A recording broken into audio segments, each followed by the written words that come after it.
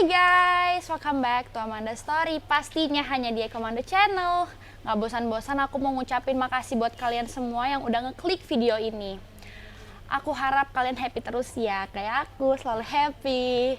Nah, BTW kali ini aku nggak sendiri karena aku bakalan ditemenin sama satu orang. Kalian penasaran kan? Tapi tahan dulu. Jangan lupa like, comment, share, and subscribe YouTube-nya Komando Channel. Dan nyalain notification-nya biar nggak ketinggalan next video.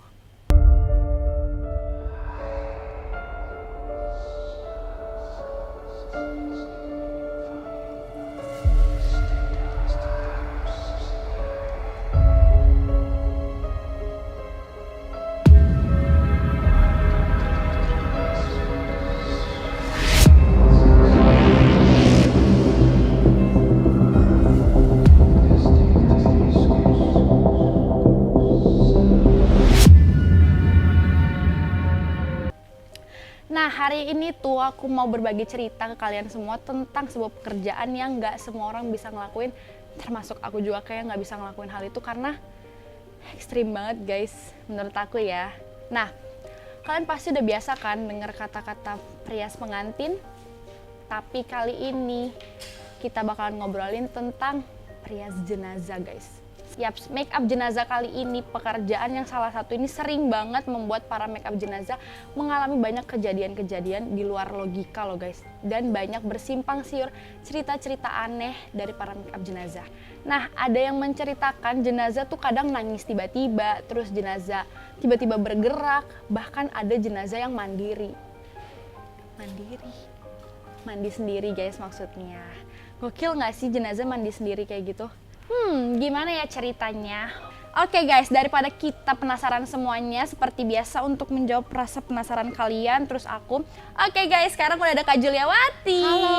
Hai Kak, selamat malam. Selamat malam juga. Apa kabar nih? Luar biasa baik. Kenalin dong sama teman-teman semuanya. Kenalin ya, perlu ya? Perlu Oke. dong. Kenalin, nama saya Juliawati. Usia saat ini baru 46 tahun. Oh iya, Dengan satu anak cewek usia 25 tahun. 25. Oke. Masih muda banget. Makasih ya Kak udah mau datang ya Sama-sama. Amanda Story. Sama-sama. Udah siap belum aku kepoin? Selalu siap dong. Oke, siap. Nah, aku mau nanya nih Kak Juli. Sebenarnya Kakak udah pekerjaan merias jenazah ini udah berapa lama sih? Kalau untuk secara langsung terjun secara profesional, saya baru akhir tahun kemarin, 2021. 2021. Iya. Akhir berarti Jadi masih hitungan bulan. baru ya, Iya. belum lama banget. Tapi biasanya pengalamannya udah banyak sih ya. Nanti puji kita Tuhan. bahas. Oke. Ceritain dong Kak, kenapa sih Kak Juli tuh memilih pekerjaan ini? Sedangkan kan pekerjaan lain banyak kan? Oke. Kalau untuk memilih pekerjaan ini kenapa? Proses ya. Oke. Proses kehidupan yang membawa saya untuk memilih pekerjaan ini. Sebelumnya dari dulu saya suka sama bidang pelayanan, gitu kan. Saya pernah pelayanan di tempat apa ya yang dibilang pemulung, gitu kan. Saya ngajarin di situ, waktu itu saya ngajar kursus jahit penjahit. Nah, saya sama dunia pelayanan itu suka banget, gitu loh. Nggak tahu kenapa, mungkin itu apa ya, gift yang Tuhan kasih, Iya, mulia gitu banget. kan, gitu. Nah, suatu ketika itu pernah tetangga meninggal, Oke. itu Muslim. Kebetulan saya non Muslim, itu tetangga saya Muslim. Dia kena kanker payudara, sampai diangkat rahim segala macam. Akhirnya Tuhan lebih sayang sama dia, dia meninggal. Saya ikut membantu dari mulai memandikan, Oke. membantu masang kafan, sampai kalau Muslim itu dikasih hijab ya. Dari kafan itu dipasang hijab itu saya bantuin, gitu kan. Iya. Seru banget, seru. Ih, mulia banget. Meskipun setelah itu, setelah dikasih hijab itu hampir-hampir semingguan lah, itu kayaknya mukanya itu nempel ke bawah di depan muka aku gitu. iya? Muka aku, iya. Oh gitu sih? Iya, tapi nggak ada takut, tapi ya udahlah dinikmatin gitu kan. Nah, dari situ ngomong nih sama diri sendiri, kayaknya seru ya bekerja di bidang ini, maksudnya pelayanan di dunia kedukaan itu seru gitu kan. Suatu saat saya kepengen Tuhan kasih saya kesempatan setelah anak saya mandiri, saya bisa terjun ke dunia ini, dunia pelayanan gitu. kedukaan ya. Waktu itu kedukaan nggak tahu, saya belum menemuin apa kedukaan. Yang penting Iya, kedukaan, belum iya. nemuin sebagai perias jenazah gitu. Gitu. Tapi pernah nggak sih ada rasa takut kalau lagi make upin jenazah gitu? Karena kan kita tahu hampir 80% warga Indonesia tuh takut akan namanya jenazah-jenazah gitu. Termasuk aku juga takut Gitu ya. sih. Oke. Kalau saat ini saya udah memilih sebagai perias jenazah, dari awal megang jenazah nggak ada rasa takut Sama sekali. sama sekali, nggak ada. Kayak kalau aku kebalik sih ya. Kalau aku kayak takut banget. Kalau saya udah megang, yang ada cuma rasa sayang. Makanya saya bilang, tante, ini pertemuan pertama kita, ini juga pertemuan terakhir kita, gitu kan. Izinkan saya merawat tante supaya tante cantik, supaya misalnya kalau cowok supaya om jadi Ganteng, tampan, iya, gitu kan. benar. Layak di hadapan pelayat, Iya benar. gitu. Di hadapan pelayat, di hadapan Tuhan, itu layak. Gitu. Tapi menurut kakak sendiri nih, lebih mudahan mana sih make upin jenazah atau orang yang masih hidup gitu? Karena saya memutuskan sebagai perias jenazah, otomatis saya bilang mudah merias jenazah. Jenazah ya. Mudah ya, Iya. dalam tanda kutip Iya, mudah, meskipun kenyataannya banyak hal-hal yang terjadi di luar Logika. pemikiran logika. Aduh. Pokoknya makanya untuk jadi perias jenazah, pertama kita harus siap mental, tenang, minta hikmat sama Tuhan bahwa setiap kita ngalamin kejadian apapun, kita bisa menyelesaikan saat itu juga. Dan itu harus gitu Harus loh, ya? harus. Nggak mungkin kan jenazah belum sempurna karena ada kendala kita tinggal gitu, nggak mungkin. Iya kasihan sih. Saya bilang ke diri saya sendiri, saya pantang pulang gitu kan kalau keluarga nggak sempurna dan keluarga nggak bahagia seperti itu. Tapi biasanya kalau make upin jenazah itu berapa lama sih waktunya? Durasinya macam-macam. Tercepat saya pernah setengah jam 30 menit, terlama saya bisa 2,5 jam. Oh iya, lumayan lama juga ya. Ya. Oh, tapi biasanya kalau make upin kayak gitu tuh ada make up khusus gak?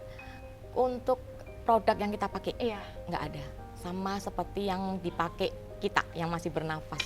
Biasanya tuh untuk satu mayat itu bisa mematok harga berapa sih? Kayak ada paket gitu nggak?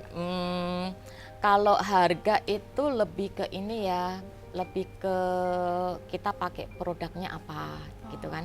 Itu yang saya bedain. Untuk teknik, untuk semua hal sama, cuma kalau mau pakai brand yang full high end itu memang harganya beda gitu. Tergantung keluarga berarti ya. Saya tawarin mau ngambil yang harga berapa nih gitu kan. Saya mulai di harga 1 juta. Kalau yang high end saya bisa 2,5 gitu. Ada paketnya gitu ya. Tapi Kak, karena ini dunia kedukaan ya. Iya. Bener saya melangkah itu, saya melabelin diri saya sebagai perias jenazah profesional. Artinya ya ini ladang pekerjaan aku, pekerjaan saya di sini gitu kan. Cuma saya udah berjanji sama diri saya sendiri, kalau nanti saya menemukan keluarga yang tidak mampu, free saya kasih, tanpa 1% pun saya ambil. Ih, baik banget. Amin, amin. Tapi biasanya kalau misalkan makeup gitu ada tips nggak sih biar awet gitu? Tipsnya ya, teknik-tekniknya pasti ada. Cuma untuk keawetannya, selama ini saya pernah nih, hari ini saya make upin, terus 2 hari saya datang lagi untuk nengokin ya, ngeliat itu masih oke aja, malah semakin bagus ngeblend gitu loh. Iya. Kan jenazah semakin lama semakin dingin ya suhunya ya. Iya. Mungkin itu yang memengaruhinya. Tapi biasanya make upin mayat itu sendirian atau ada tim gitu? Saya perias jenazah yang kepengennya, maksudnya ada temen ya, maksudnya ada temen gitu, oke, ayo sama-sama.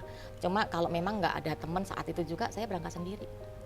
Ih, kok berani sih? Iya, harus.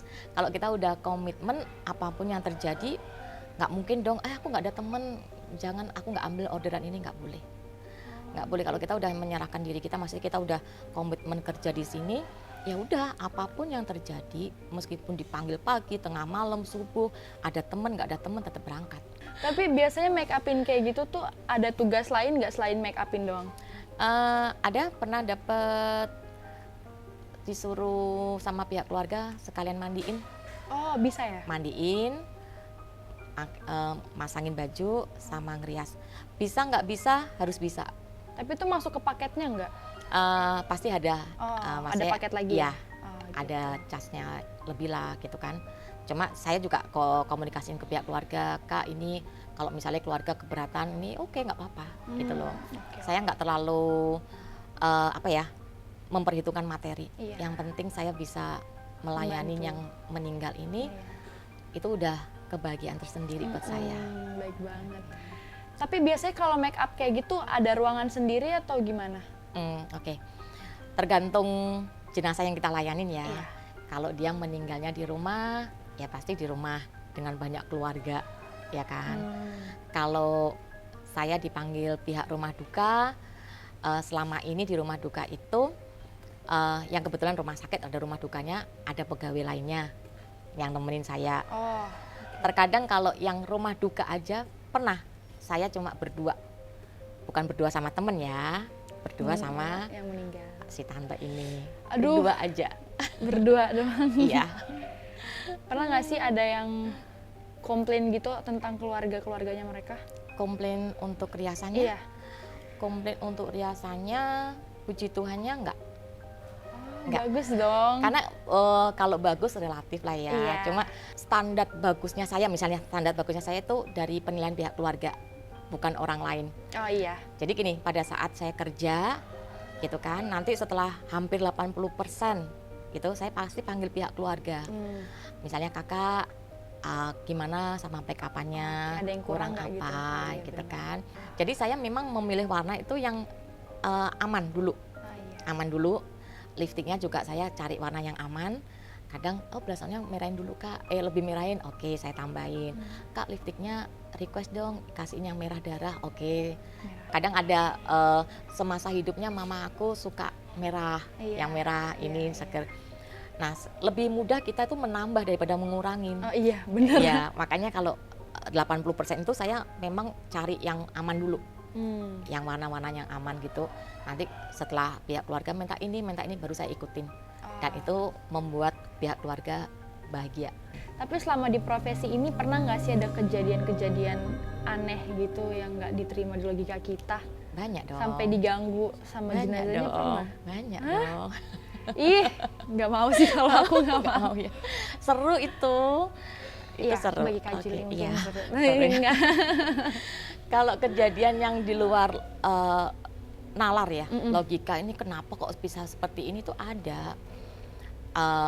Selama saya ada yang menangis. Hah? Jadi pertama kita ngerias itu waktu itu cowok ya, Iya. aman-aman aja, nggak ada air mata gitu kan. Begitu tengah-tengah di mata yang ujung sebelah kiri Nih kayak di ada sini ya? genangan, genangan ya. Tapi nggak sampai yang meleleh gitu, nggak sampai genangan, ada genangan itu. Ya saya cuma sampein aja, Om, udah nggak usah sedih.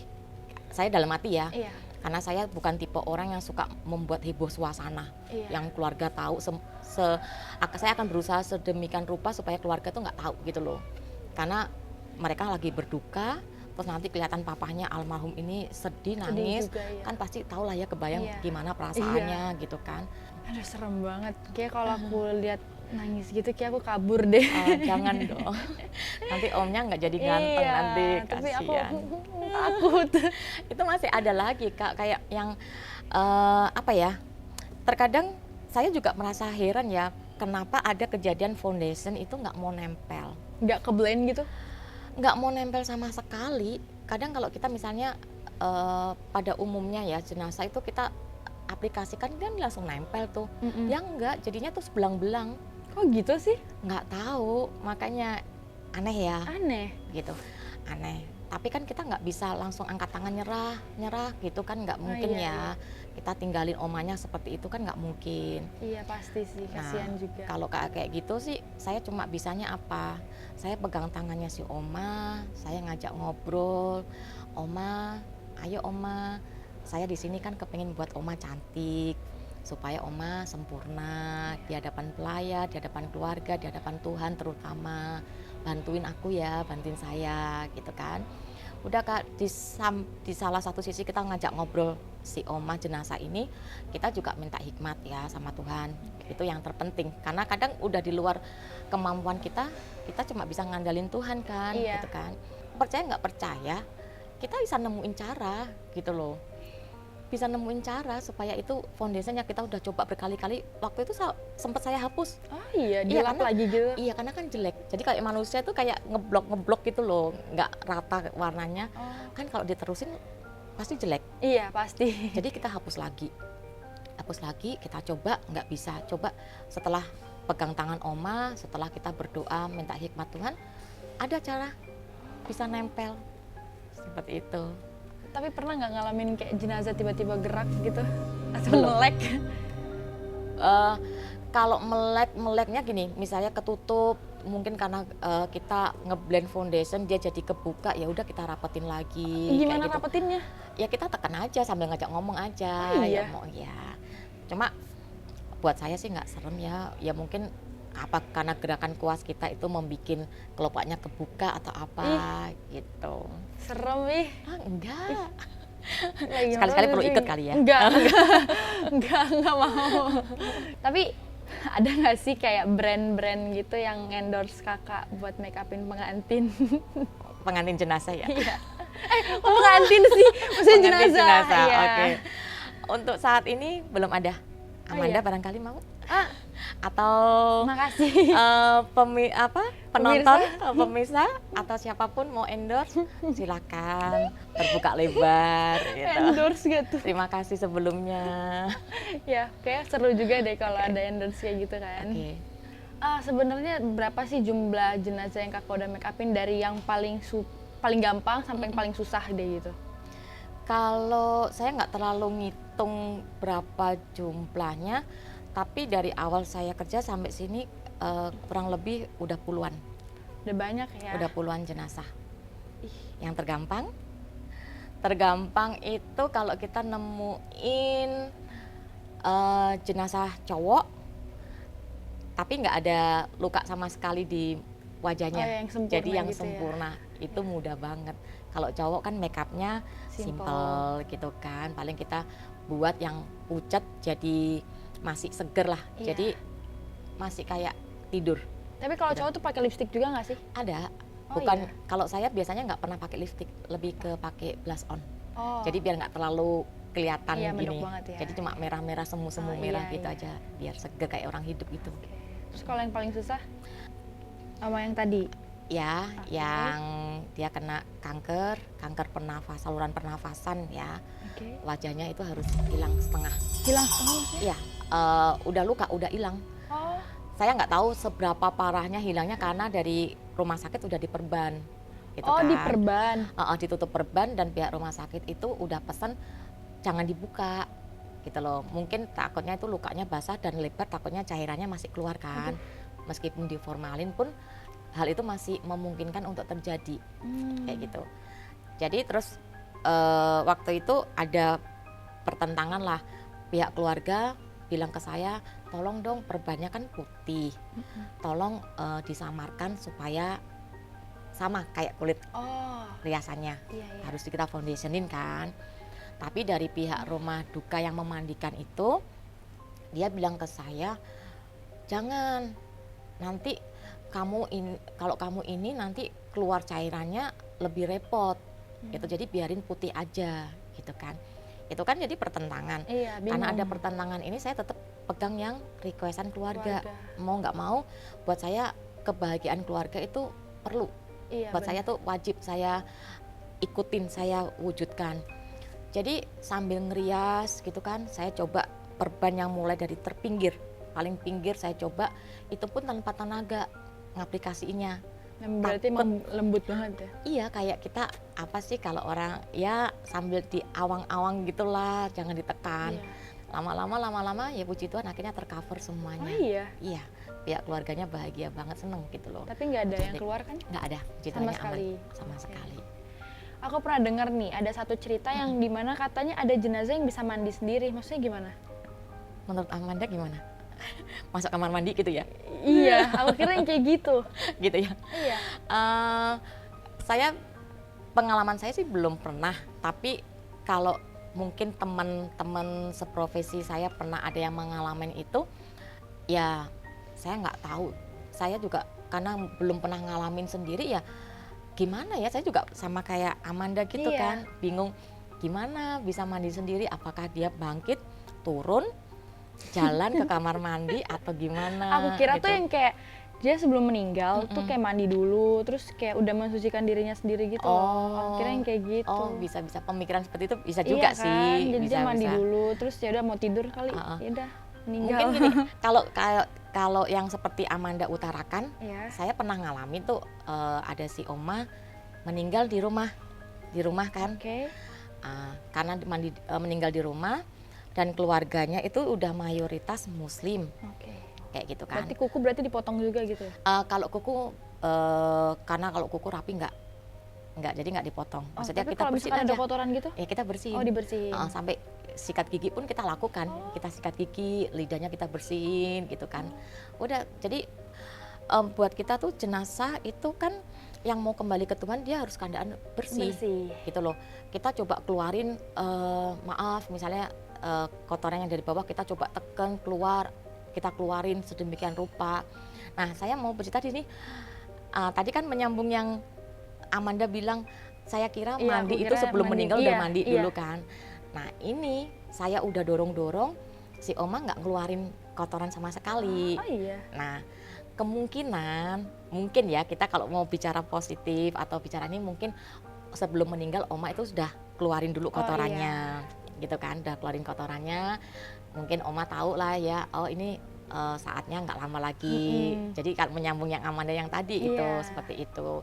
Tapi biasanya kalau misalkan kakak sebelum make upin jenazah itu ada ritual gak sih kayak atau ngapain gitu? Ritual makan bunga. Enggak, maksudnya ada gak sih kayak ngobrol atau doa dulu gitu? Gitu ya. Ada gak sih? Ritualnya saya begitu dikabarin keluarga.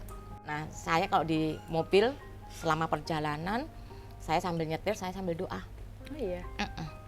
Kebetulan saya tuh suka banget sama doa yang simpel, doa pengajaran di agama saya tuh kan yang simpel Bapak kami gitu kan. Iya, iya. Ya udah, saya ambil rosario, saya doa Bapak kami aja. Tapi aku dari tadi tuh penasaran deh, kakak tuh pernah nggak sih make upin jenazah yang kecelakaan gitu? Atau make upin yang paling serem deh? Gitu. Kalau kecelakaan, puji Tuhan belum dapat. Oh iya. Belum. Tapi kalau misalnya pernah ngelihat nggak jenazah yang kecelakaan di kamar jenazah? Pernah gitu. Kebetulan itu suami saudara gitu kan kecelakaan. Kan saya nemenin. Saudara saya nggak berani ngelihat, coba dong kamu yang masuk, kamu lihat gimana kondisinya apa. Ya saya masuk aja, saya lihat oh mukanya di sini dijahit kayak gini, penuh banyak jahitan karena kecelakaan motor waktu itu kan. Oh, iya. Jadi ya biasa aja, ngelihat aja kayak dia lagi tidur banyak luka, ya udah. Tapi biasanya kalau misalkan habis make upin jenazah selama puluhan jenazah itu kan ada nggak sih salah satunya itu yang kebawa mimpi gitu? Kebawa mimpi? Iya. Kalau kebawa mimpi belum pernah kebawa mimpi. Cuma paling ada, jadi selama saya kerja megang jenazah udah puluhan, itu 2 kali saya merasakan satu energi itu yang menurut saya aneh gitu Nempel loh. mulu gitu.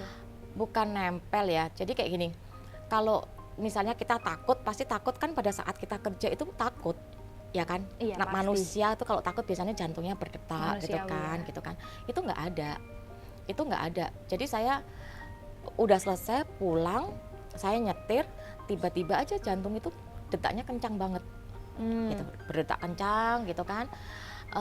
Nggak tahu kenapa saya langsung berpikir, oh ini pasti ada sesuatu energi yang mau masuk. Nggak tahu dia masuknya mau apa itu nggak tahu. Masuk ke tubuh kakak. Kayaknya seperti itu gitu kan. Ya saya cuma bisanya gini, oh udah doa. Kan belum nyampe rumah nih. Kalau biasanya kalau saya setelah kerja saya sampai rumah saya masih mandi bersih kan.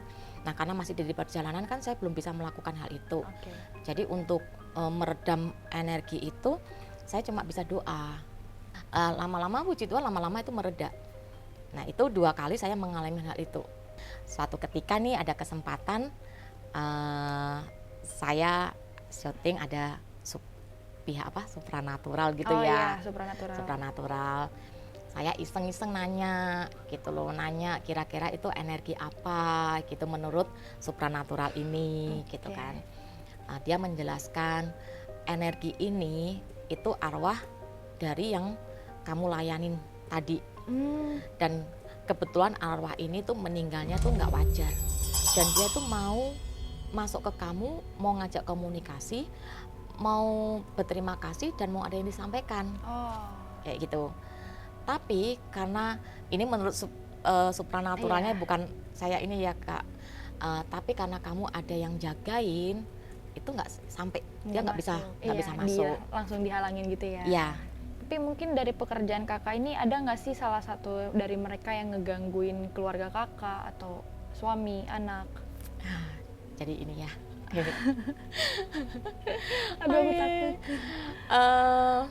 Percaya nggak percaya, saya juga ini, saya punya sahabat deket ya. Iya. Dia memang orangnya memang penakut gitu. Kalau dia nyetir sendirian aja malam gitu, dia nggak akan berani lihat spion ke belakang karena takut tiba-tiba dia ngelihat apa gitu kan. Kayak aku bisa kayak penakut gitu itu. deh.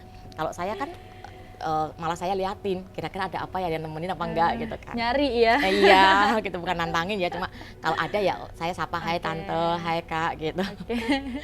Nah, suatu hari itu saya, anak saya, temen saya sama anaknya kita makan gitu kan, makan ke Bogor. Dia datang ke rumah saya bawa mobil. Terus biasalah mau pakai mobilnya siapa nih gitu kan, ya udah pakai mobil saya, akhirnya kan oke, yuk gitu berangkat. Nah terus aman, dia pulang, nggak ada kejadian apa-apa, masih nggak ada cerita apapun. Setelah kurang lebih berapa hari ya, 3 atau 5 hari, dia telepon gitu kan, Lia, kamu tahu nggak sih, katanya, apa setelah aku pulang dari rumah kamu itu, dia sempat mampir ke tukang sayur. Waktu itu ya di atas maghrib lah, setelah maghrib. Dia turun, anaknya di mobil. Biasanya tuh anaknya di mobil tuh sendirian nggak apa-apa, nggak masalah. Di mobil sendiri? Iya. Nggak tahu kenapa dia ngelihat anaknya kok ngidupin lampu. Oke, mamanya masuk, ditanya, kenapa kamu kok nyalain lampu, kan kelihatan dari luar gitu kan. Nah karena anaknya tuh tahu maminya penakut, anaknya diem, nggak apa-apa, aku kepengen aja nyalain lampu mobil gitu. Singkat kata, mereka sampai di rumah. Mereka di rumah tuh bertiga, teman saya, anaknya dan suami. Nah suaminya kebetulan malam itu tuh pulangnya tengah malam. Dia tuh bilang di bawah jam 12 dia tuh sudah sempat tidur. Sempat tidur tapi anaknya masih kebangun, masih mainan game lah gitu kan. Dia bilang, aku mengalami ketindihan. Jadi dia itu sampai nggak bisa gerak, tangan kakinya itu dia mau gerakin nggak bisa. Itu beberapa kali, temen saya. Dia sampai, aku ini udah mencoba manggil anaknya dia yang duduk di sebelahnya dia aja, dia nggak sanggup. Akhirnya dia tengking, kebetulan sama dia Kristen gitu ya, dia doa, akhirnya bisa lepas. Akhirnya udah dia nggak berani tidur. Begitu suaminya pulang, dia cerita. Nah pada saat papanya udah ada, anaknya berani cerita gitu loh. Mami tahu nggak kenapa tadi aku nyalain lampu mobil gitu. Apa katanya gitu, karena di belakang mobil tuh ada makhluk gede, hitam, dia bilang gitu. Tapi anaknya tuh bisa ngeliat nggak sih? Bisa, di rumahnya aja dia udah bisa ngeliat kalau ada apa-apa tuh dia bisa tahu. Ada makhluk gede mami, makanya aku takut. Nah tadi aku mau cerita ke mami, aku nggak mau karena mami kan pasti lebih takut kayak gitu kan. Nah terus karena suaminya tahu ya nanya, kamu dari mana gitu loh, kok bisa makhluk itu ngikut kamu. Ya bilang, oh tadi aku habis pergi sama si Lia ke sini gitu kan. Kok bisa? Suami kan heran gitu kan. Ya dia berlogika sendiri aja kan, Lia kan udah banyak megang jenazah, ngebantuin. Ya mungkin itu salah satu apalah arwah yang ngikut Lia misalnya gitu kan. Tapi karena si Lia niatnya baik dan nggak takut, dia bilang kan kamu nggak takut, jadi kamu nggak pernah kayak gitu. Lah aku memang orangnya penakut, jadi gampang gampang dimasukin, diikutin seperti itu. Oh iya, Biasanya ada nggak sih kakak dapet tips dari keluarga dengan hasil kepuasan make up dari kakak gitu?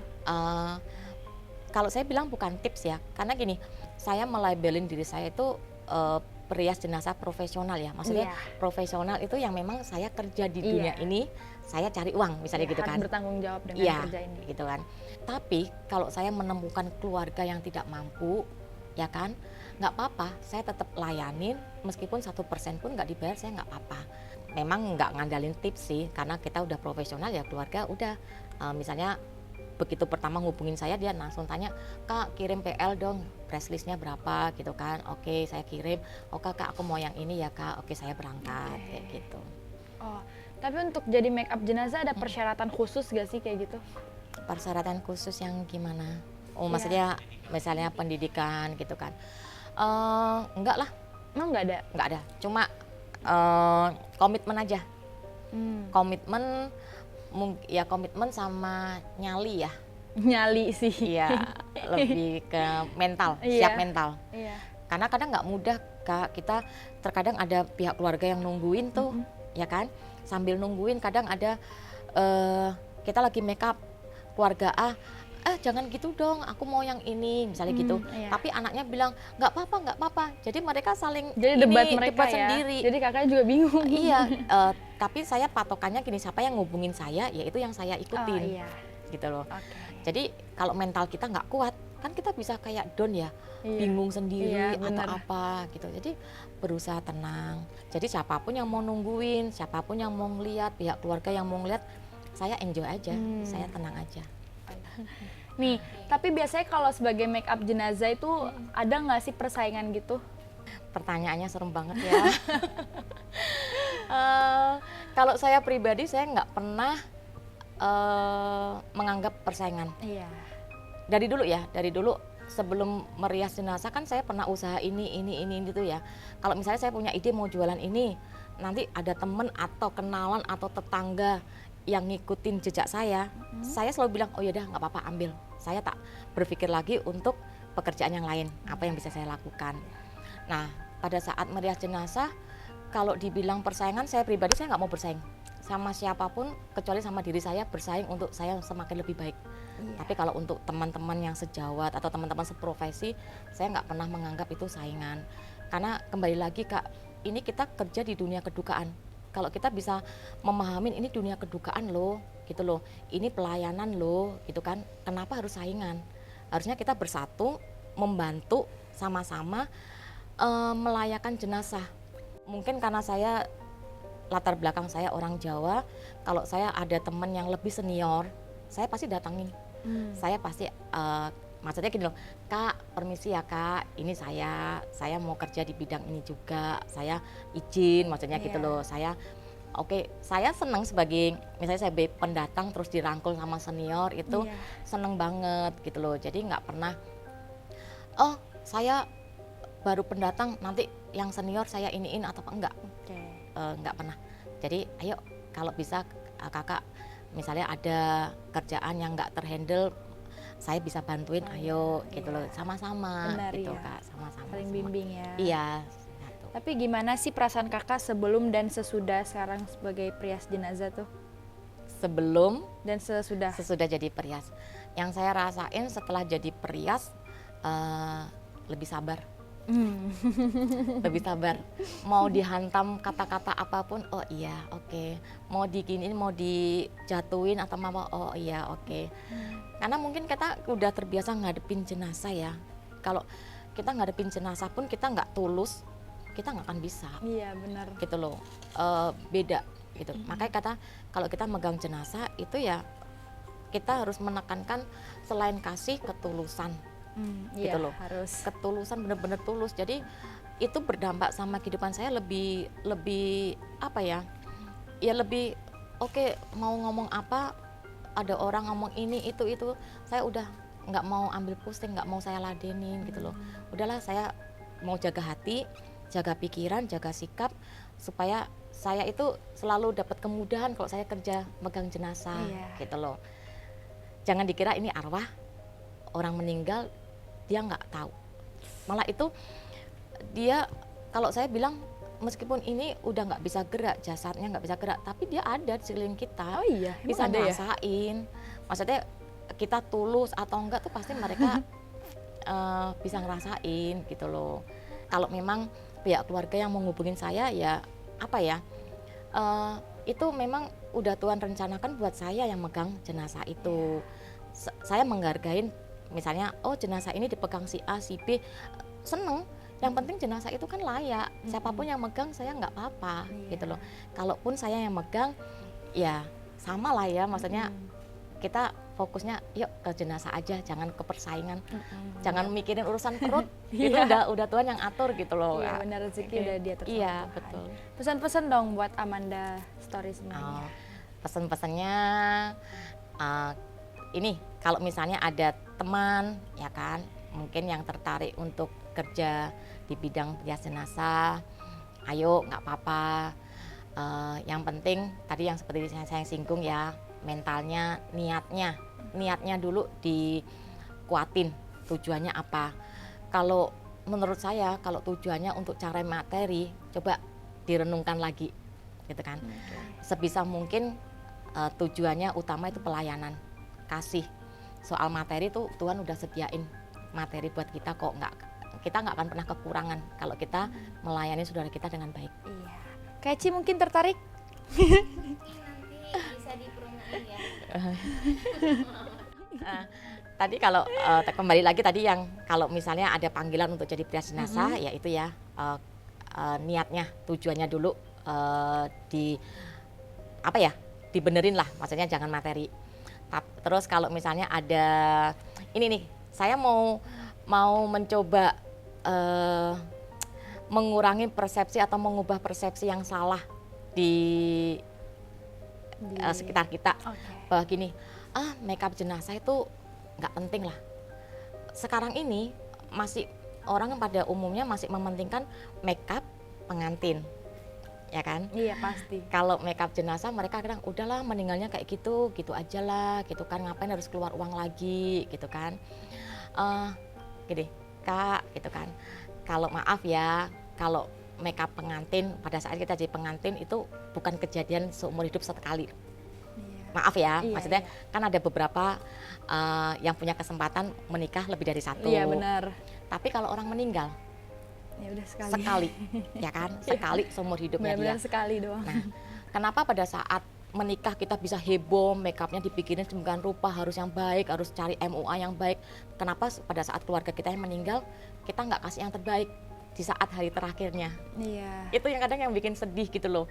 Kadang ada kan misalnya teman di luar kota, ini temennya meninggal, terus saya lihat makeupannya kayak gini, bajunya kayak gini, tuh rasanya tuh, aduh seandainya tuh deket, aku udah lari gitu loh. Nggak kamu bayar pun aku nggak apa-apa, aku akan pergi gitu kan, aku akan dandanin dia layak. Hari terakhirnya tuh dia mau ngadep Tuhan gitu loh. Kok kayak gitu, kayak gitu. Tapi nih, kalau ada yang butuh jasa kakak gimana nih caranya? Oke. Kontak kemana atau langsung gimana? Kalau butuh jasa saya, lari aja ke Instagram, ya kan, Juliawati Tuh, Perias ada di bawah, Jenazah, guys. ya kan. Udah di situ nanti ada kontaknya juga. Handphone selalu standby 24 jam selama 7 hari. Kapanpun dipanggil. Siap, OTW. Siap. Ya ampun, makasih banyak ya Kak udah mau datang di Amanda Story. Thank you. Sama-sama. Makasih banyak loh, aku nggak nyangka aku dapat pengalaman yang baru juga nih kan. Oke Amanda Story, sampai sini dulu ya ceritaku kali ini. Jangan lupa like, comment, share, and subscribe YouTube Eko Maru Channel. Bye. Bye guys.